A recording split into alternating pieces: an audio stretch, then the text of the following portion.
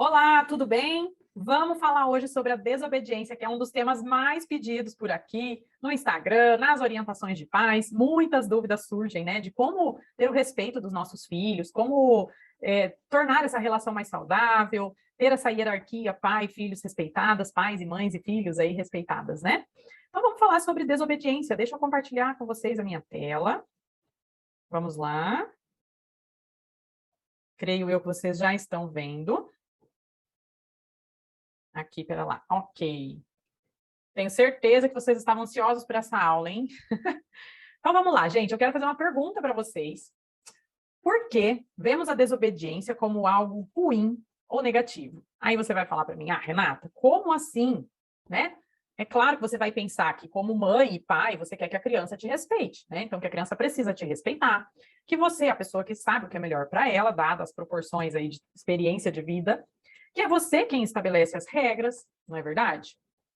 Mas hoje eu quero levar você a uma reflexãozinha diferente aqui.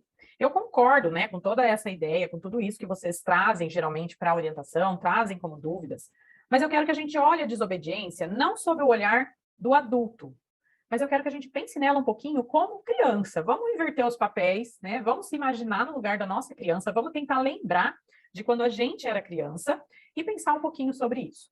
Então, assim, ó, normalmente lá no consultório eu recebo essa queixa, né? Comum de que o filho não obedece, porque é muito teimoso, porque tudo vira briga, porque tem muita disputa de poder, porque a criança me desafia, porque ela faz de propósito, ela quer me manipular, enfim. Eu entendo que o adulto vê a desobediência como algo ruim ou negativo, vamos usar esse juízo de valor aqui, né? Por quê? Porque ele quer ter um domínio sobre a criança, né? A gente quer ter o controle da criança. E quando a criança não aceita essa regra, fica uma sensação de que você não tem controle sobre ela. E isso deixa a gente muito inseguro, isso deixa o adulto muito inseguro. Então, Renata, o que fazer nessas horas? Aqui, ó, o adulto vê a desobediência como algo ruim porque ele quer ter um domínio sobre a criança e quando a criança não aceita a regra, fica a sensação de que você não tem o controle da situação. E isso te deixa inseguro. O que fazer então, Renata? Castigar, bater, gritar, conversar, fazer terapia do abraço? Ceder às vontades da criança? Não ceder às vontades da criança? Deixar ela lá chorando? Se fingir de desentendido, fazer cara de egípcia? O que a gente faz? Porque eu ouço muito relato do tipo assim, Renata, já tentei de tudo, já fiz tudo isso aí que está nessa lista, nada funcionou, nada deu certo. Então tá, vamos olhar então sobre um ponto de vista diferente. Vamos olhar sobre o lado da criança. Para ajudar, eu quero que esse olhar te ajude a pensar melhor sobre isso, tá bom? Vamos entender algumas coisas aqui, ó. A criança, ela não tem ainda a mesma noção de regras, de valores, de princípios morais que o adulto tem. Isso ainda está em construção na vida dela, né? Então, ao contrário de você, que já passou por muitas experiências, que já aprendeu isso de alguma forma através dos seus pais ou através da própria vida, a criança está começando. A gente tem que olhar para a vidinha dela como um princípio, uma sementinha ainda, né? Como a gente já tem essa noção, parece para nós muito simples pensar que a criança tem que obedecer. Parece muito óbvio para nós, né? Que ela tenha que guardar os brinquedos depois que ela brinca, ou que ela não possa subir em certos lugares porque cai, machuca, ou que ela não pode desrespeitar outras pessoas. Para nós isso é muito óbvio. Mas a criança, ela ainda não tem essa assimilação de que existem algumas regras que precisam ser cumpridas, e muito menos o porquê dessas regras. Isso, né, está em fase de formação ainda. Então, ela não consegue fazer essa análise das consequências dos seus atos. O nosso mundo de adulto, ele já é cheio de regras, nós já passamos dessa fase, né, de ter que aprender tudo isso e de quais são as consequências da gente não cumprir as regras. Nós já sabemos, porque a gente já vivenciou essas consequências. Lembra que a gente já estudou lá que o comportamento é aprendido? Se você perdeu essa aula sobre a personalidade, volta lá e assista, porque ela é base para você entender todas as outras aulas que vão ter aqui, tá? Então, lá na aula sobre a personalidade, eu falo que a grande maioria dos nossos comportamentos são aprendidos. Só que a gente não tem essa recordação desse processo de aprendizagem, né? Porque nem tudo que nós aprendemos está assim escancarado ou tem essa configuração escolar de aprendizagem que é ter assim uma pessoa que te ensina, né, e uma pessoa que aprende. Ou seja, a gente tem a impressão só de que a gente aprende quando tem essa relação, quando tem alguém nos ensinando. Mas a gente esquece, ou antes a gente não sabia, antes vocês não sabiam, agora vocês estão tendo essa informação, de que a gente aprende também por imitação e por vivenciar as próprias consequências das nossas experiências. Então, não necessariamente precisa ter uma pessoa nos ensinando, tá? Então, às vezes, a gente perde isso, assim, onde foi que eu aprendi que tem que dizer bom dia para as pessoas? Onde foi que eu aprendi que tem que guardar o que a gente tira do lugar? Às vezes, não estava explícito na sua educação que isso era uma regra, mas você acabava fazendo porque todo mundo agia assim, todo mundo dizia oi, todo mundo cumprimentava as pessoas, então você acaba por imitação ou por consequência do tipo, você não está dizendo bom dia para as pessoas, então você vai ficar de castigo, né? Alguma coisa nesse sentido. Você acabou assimilando que é assim que o mundo funciona. Então, por mais que às vezes a gente não tenha clareza, né, de como que isso nos foi passado, houve um aprendizado de alguma forma lá no seu passado, tá? A gente aprende muitas vezes sem perceber. Então, a criança, ela ainda não consegue fazer essa análise das consequências dos seus atos. A gente precisa ensinar ela, mostrar para ela essas consequências para que ela comece a fazer essas assimilações, tá? Então, por exemplo, você sabe que se você ultrapassar o sinal vermelho, por exemplo, lá no trânsito, você pode provocar um acidente, você pode atropelar uma pessoa, ou seja, você consegue fazer essa previsão das possíveis consequências dos seus atos, né? Essa previsão que vai além da sua atitude, que vai depois do seu ato, depois da sua atitude. E a criança não. Ela não sabe o que acontece a partir da ação dela. Ela não tem essa previsão do que pode acontecer dependendo da sua atitude. E é isso que a gente tem que ensinar. Então, ela não sabe, por exemplo, que se ela te desrespeitar, ela pode receber algum tipo de reprovação ou perder alguma coisa com isso. Por isso, muitas vezes, ela vai e age no impulso, né?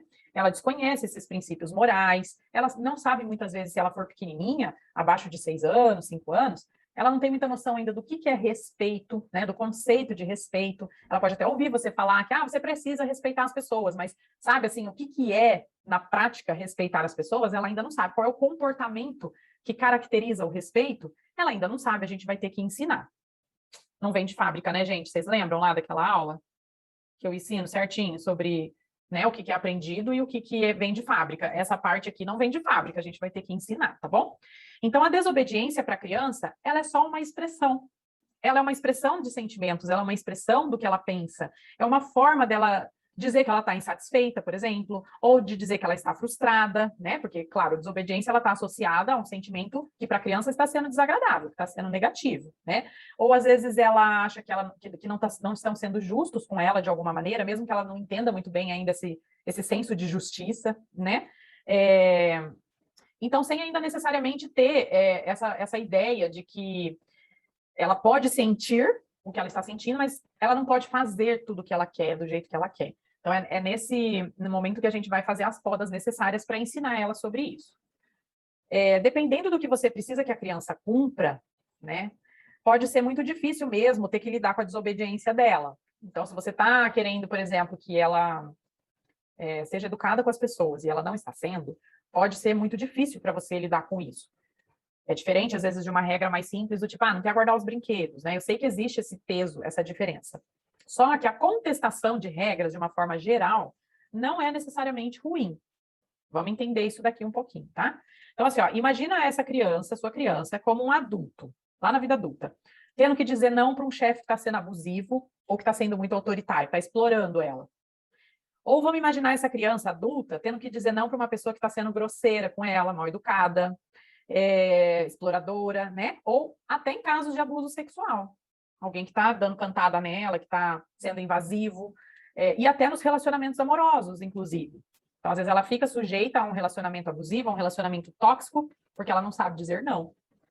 Se essa criança não souber contestar lá na vida adulta os direitos dela, o que é justo com ela, os limites, se ela não souber impor o respeito, né, exigir das pessoas que a respeitem, se ela não souber dizer não para as pessoas, se ela não souber expressar a insatisfação que ela sente em relação à forma como as pessoas estão agindo com ela vai ficar muito suscetível a cair na conversa fiada dos outros, né? Sabe, aquela pessoa boa de lábia? Vai convencer ela a experimentar, por exemplo, drogas, a ser manipulada pelas pessoas, sofrer discriminação, ir por caminhos, né, que nem sempre são as escolhas conscientes dela, as escolhas que ela gostaria de fazer, simplesmente porque ela não foi ensinada a se posicionar, simplesmente porque ela não foi ensinada a dizer não, simplesmente porque na infância ela tinha que dizer tudo ela tinha que dizer sim para tudo, ela tinha que ser obediente. Então vamos tomar cuidado com essa questão da obediência. Nós temos que ter muita clareza do que é ser obediente para nós, qual o nível de importância que a gente está dando para isso e como que a gente está lidando com isso. Porque às vezes a gente está ensinando comportamentos que vão prejudicar muito a vida do nosso filho lá no futuro, tá? Vamos pensar na sua vida hoje. Quantos adultos que você conhece, e talvez você até faça parte desse time, você seja um desses adultos, que não sabe dizer não para as pessoas e que sofre, se sobrecarrega, quer agradar todo mundo. Por quê? Lá na sua educação você não podia contestar nada. Lembra? Era não porque não e ponto, era não porque eu que mando, não porque eu quero assim. E aí você não desenvolveu essa habilidade de contestação. Você não sabe lutar contra isso. Então, agora na vida adulta, as pessoas que têm esse mesmo perfil autoritário, elas têm domínio sobre você.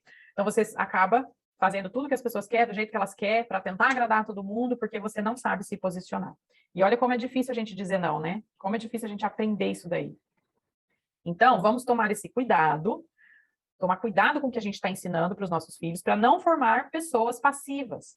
Vamos tomar cuidado com as habilidades que estamos ensinando para nossos filhos e que vão refletir agora, já na infância, porque existem crianças muito passivas também, na adolescência, que aí o perigo aumenta, porque ela pode ficar suscetível a fazer escolhas aí por caminhos que não são aqueles caminhos que você espera. E também lá na vida adulta, mesmo quando ela tiver já a independência disso, isso pode respingar. Deixa eu só concluir aqui antes de passar o slide. Então, assim, ó, quando a criança desobedece, vamos pensar o seguinte, aqui, ó, para nós, dentro de nós.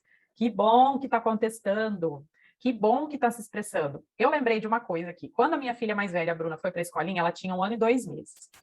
Ela sempre foi uma criança muito tranquila, muito boazinha. E primeira filha, a gente não tinha muito acesso a outras crianças, então foi a primeira oportunidade dela de socializar com crianças da idade dela, com os pares, que a gente chama, né? Porque até então ela convivia muito com adultos.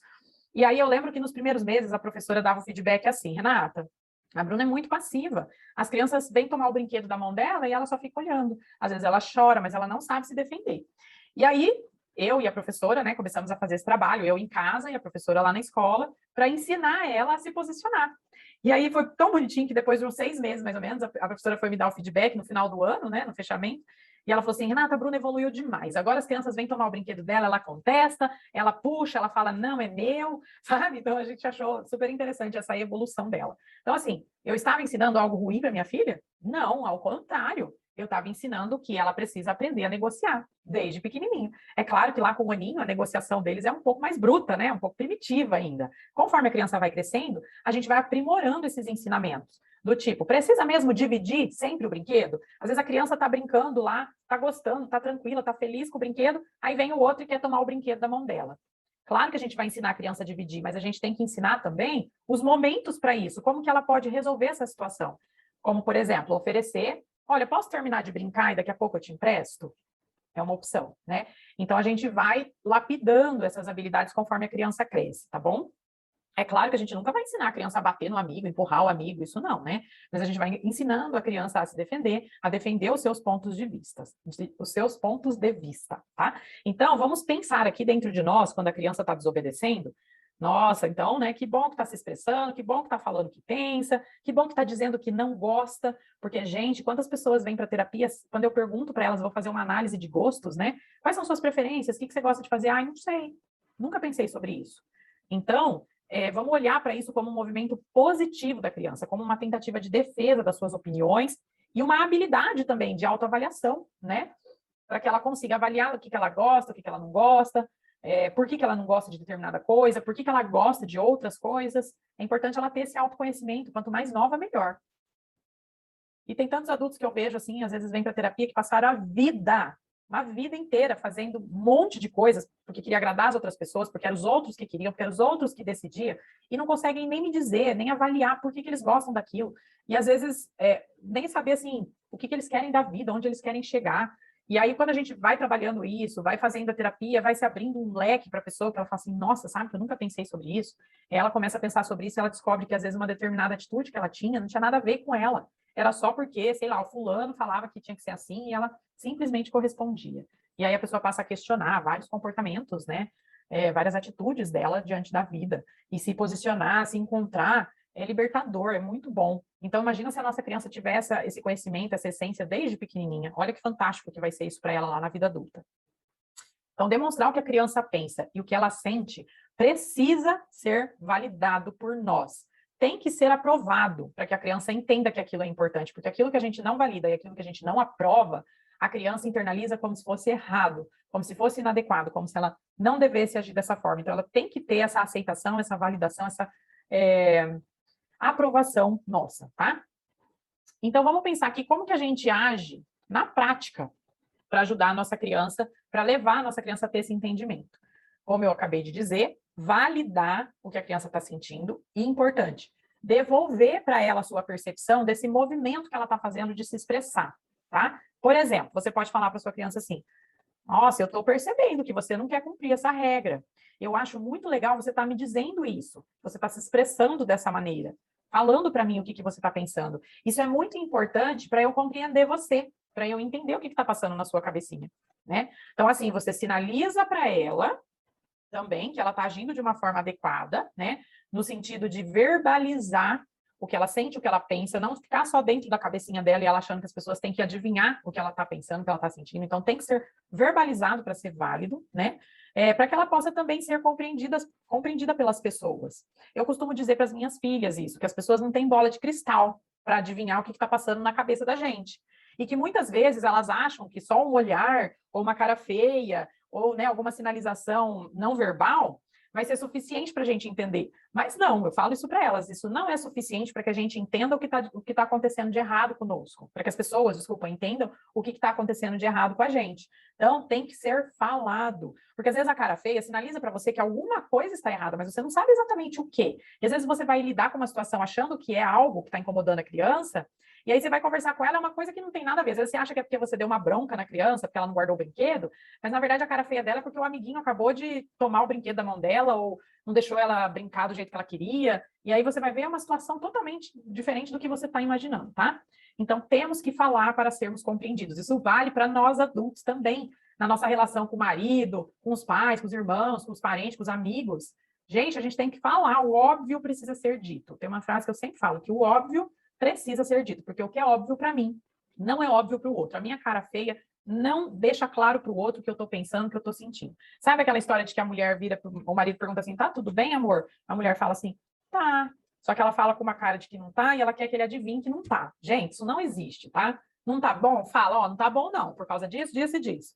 Não vamos deixar as coisas nas entrelinhas, porque isso confunde o outro, isso passa uma mensagem, uma comunicação equivocada. E a pessoa não vai ser compreensiva com nós, vai agir de forma inadequada, a gente ainda vai ficar brava com ela, tá bom? Então vamos olhar também para o nosso lado, pensar na nossa responsabilidade dentro das relações com os outros. E é isso que a gente vai tentar ensinar para a nossa criança, tá? Então, acho que ficou clara essa parte, né? Sempre validar e devolver para a criança a sua percepção, para que ela entenda que é importante ela se comunicar, que é importante ela dizer o que ela pensa, o que ela sente. Aí, depois disso, a gente vai ensinar como que ela pode fazer isso de uma forma mais assertiva. O que é assertivo? Mais adequado. Porque às vezes ela está sendo desobediente porque ela não sabe falar para você isso de uma forma mais adequada. Então, cabe a nós, ao invés de ficar punindo a criança, ensiná-la isso. Então, você pode dizer para ela assim,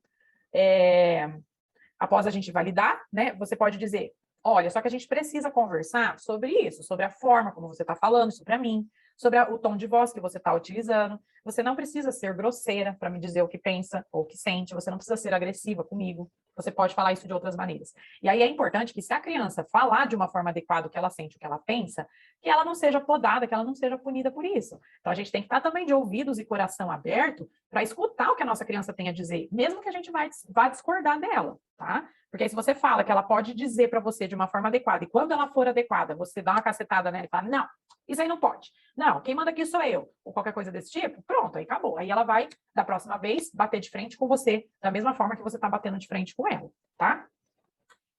Então, você pode também dar um modelo para ela de como ela pode falar, né? Dizendo mesmo, falando no mesmo tom de voz que você quer que ela fale, usando as palavras que você acha que ela pode usar, né? Por exemplo, falar assim, mãe, eu não quero guardar os brinquedos porque eu estou muito cansada, por exemplo. Ou eu não quero ir na casa da tia fulana de tal, porque quando a gente vai lá, ela fica implicando comigo e eu não gosto disso. Um exemplo, tá, gente? Estou pegando exemplos aleatórios aqui. Então, você pode dar um modelo também de como ela pode dizer isso para você. Ou, por exemplo, mãe, eu estou falando que eu não quero tomar banho porque eu estou com preguiça. Né? Depende aí de qual é a desobediência, tá? E o terceiro, como que a gente age na prática depois desse processo todo? Fazer combinados com a criança a partir da reivindicação dela. E, gente, se a gente chega desarmado para ter essa conversa com a criança, vamos imaginar que ela está sendo agressiva com você, que ela está sendo desobediente, que ela está sendo teimosa.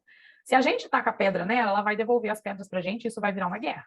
Se a gente vai desarmado e fala tudo isso aqui para ela, olha, eu estou vendo que você está tentando se expressar, eu estou vendo que você quer me dizer alguma coisa com isso, eu acho muito importante você falar para mim o que você pensa, mas existem formas mais adequadas de fazer isso. Eu quero que você converse comigo num tom de voz mais baixo, que você não seja mais tão grosseira, e aí sim a gente pode negociar a sua reivindicação, a gente pode conversar sobre o que você está querendo, tá? Então você desarma a criança. E às vezes, se não desarmar nesse momento, você pode dizer para ela, olha, eu acho melhor você se acalmar, porque você está muito nervosa, e olha que você se acalmar, a gente vai conversar sobre isso. E não ficar alimentando a fúria dela ou essa queda de braço com ela, tá? Tudo aquilo que a gente fomenta, tudo aquilo que a gente alimenta, ganha força, ganha potência. Lembra, em alguma aula eu falei para vocês que o palhaço não faz palhaçada se ele não tiver audiência. Então, se a gente ficar dando audiência para a criança, isso cresce, tá bom?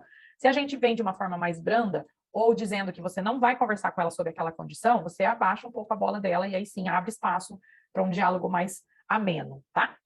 E aí, vamos então fazer combinados? Vamos abrir o nosso coração para estar disponível também para ouvir a nossa criança, para ouvir a reivindicação dela e entender o que ela quer com isso, por que ela está reivindicando isso, ver se há algum sentido no que ela está dizendo, entender a posição dela, o lado dela, as vontades dela enquanto criança, né? Que ela ainda não tem o crivo do julgamento, que ela ainda não tem os crivos dos princípios, dos valores, que a gente precisa transmitir tudo isso para ela, tá?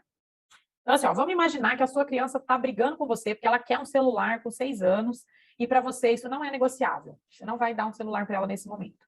Então, você valida, ensina como que ela pode falar com você sobre isso, sobre a vontade dela, e explica por que nesse momento ela não vai ter o celular e o que vocês podem fazer para substituir essa vontade nesse momento por outra coisa, até que chegue lá aos 10 anos, sei lá, o dia que ela possa ter um celular, tá?